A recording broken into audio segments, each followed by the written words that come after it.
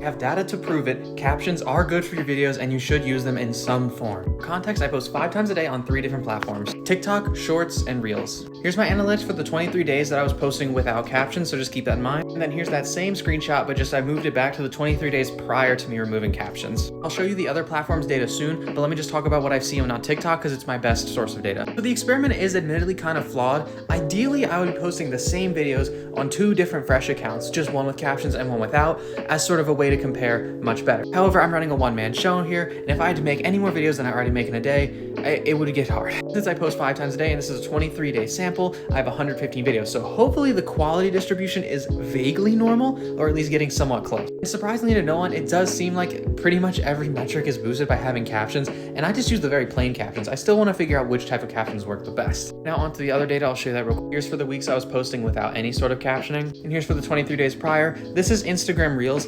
Admittedly, my performance on Instagram Reels has been very, very pitiful lately, but I was actually surprised checking these data that I even had this big of a number. But still, we see the same trend on TikTok as repeated on Instagram Reels. YouTube Shorts kind of sucks at analytical data, at least when it comes to like picking out specific dates. So as we can see here on YouTube, October 14th was the date that I decided to start trying not captioning. And actually YouTube Shorts has an inverse of what we've seen, where my views kind of average went up. It would be much easier to draw a good conclusion if YouTube also agreed and then all 3 platforms agree, then I don't really have any reasonable doubt. However, I will say with YouTube Shorts, there is one important caveat, and that my videos very recently started increasing average viewership, and it was not related to the October 14th date. It just kind of started happening. Like I used to average a pitiful 0 to 10 views, not that I don't appreciate y'all, but it was very small compared to my average of like 500 views now. But pretty much no one's surprised, you should be captioning your TikTok videos. Unless you really don't want to for an artistic reason, it'll probably improve your metrics over time.